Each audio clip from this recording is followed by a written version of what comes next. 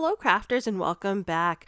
My name is Deepa from Designs by D and I'm so happy you could join us for the Scrappy Tails video and blog hop featuring the most recent release, which has these beautiful sunflowers that I was just dying to use. So my card today features the wild sunflowers, which comes in a stamp set and also a layering stencil set with a coordinating die, which is all the rage right now, wouldn't you say?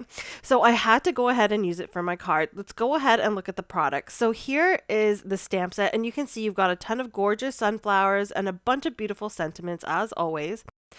Here is the gorgeous die that coordinates with the layering wild sunflower stencil set. So there are 3 stencils in the set and I think 4 layers in total.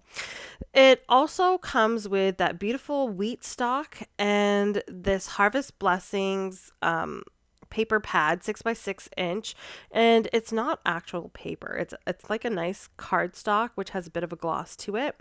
And there's also a little pack of beautiful yellow pearl embellishments. Now all of those bits come with the Harvest Blessings deluxe card kit, so that's what I'm using today. So I showed you that I'm starting off with a 5x7 inch, it's actually a little bit smaller, 4 3/4 by 6 3/4 inch white piece of cardstock. And then I've got this blue navy cardstock, which is about 3 inches by 6 3/8, which is going to fit in the center of the white panel. Now my next step is to take that white card panel and set it up in my MISTI with all of those gorgeous sunflowers from the stamp set.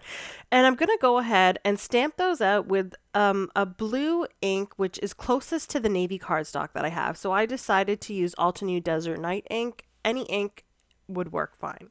So once I've stamped that out nice and well, the result is actually gorgeous with the blue on the white, which is why I really wanted to work with blue sunflowers today.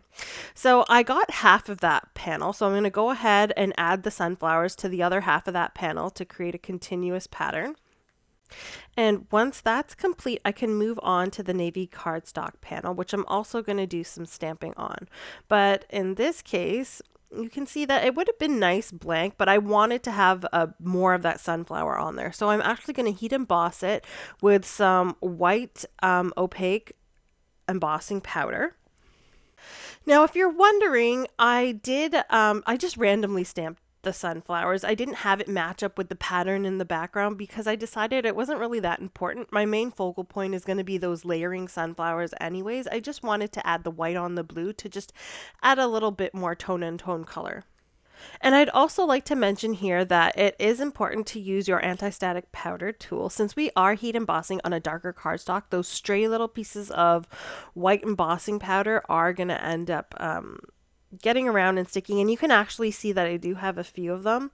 This card's a little bit busy, so you're really not going to notice too much, but I like to make sure I do the best that I can. So once I'm done heat embossing this panel here, I'll go ahead and move on to my layering. So as I mentioned, there are 3 stencils. One is the sunflower leaves. You have the open portion and the detail, and then you have the actual sunflowers, which are on one stencil. One has the open part of the sunflower and the other one the detail part, just like the leaves.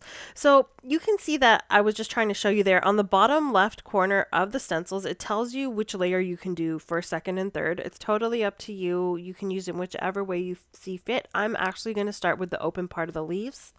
And I'm just using my die here to make sure that this is fitting on my panel. You only really need to do that if you're using a piece of cardstock that is just the right size like I am. I'm using scraps, so that's why I'm making this work. Otherwise, a larger piece would do fine. Now, when you're ink blending here, if you're going to do a panel whereby you're not going to die cut it, then make sure to kind of block off the edges of your stencil or not to do your ink blending off the edges, or that's going to show up. In my case, you can see I'm going to be die cutting it. I got a little bit out of the stencil there, but that's okay. So once I've done the first layer, I'm going to go ahead and line up that second layer. And the main thing I'm using to line these stencils up are the center of the center large sunflower and then the center of the smaller flower on the top. So I'd say these line up pretty easily. Now keep in mind with stencils, you can always get different looks by 2 main factors. One is, well, first of all, your color, so 3.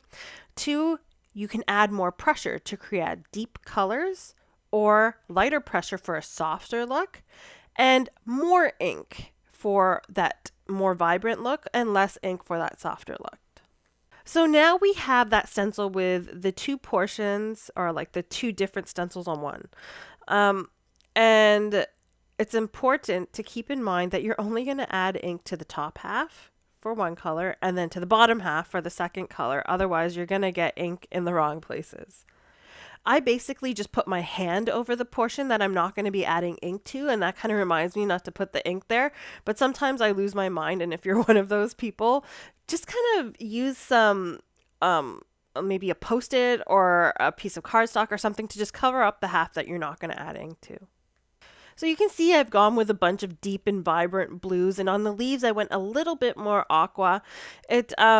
It's really your preference. I've listed all the colors that I've used here, but I love the idea of these deep blue sunflowers. I just think they look so dreamy and glistening in the sun, or more specifically on my card.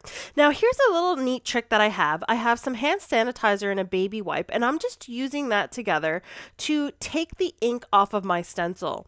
Now because I'm using these deep blues, they tend to stain your stencil, and this little trick just helps me get all the color off so that the next time I go to use it, especially if I'm going to do a yellow sunflower, I'm not going to have any ink mixing and my stencils look nice and new. You can see how nicely that took all of that extra ink off. So now I'm going to go ahead and cut out this beautiful blue sunflower with the coordinating die. So nothing too complicated here. I'm just adding some washi tape to hold my die in place, and then I'll put it through my die cutting machine. You can see it cuts out flawlessly and looks absolutely stunning.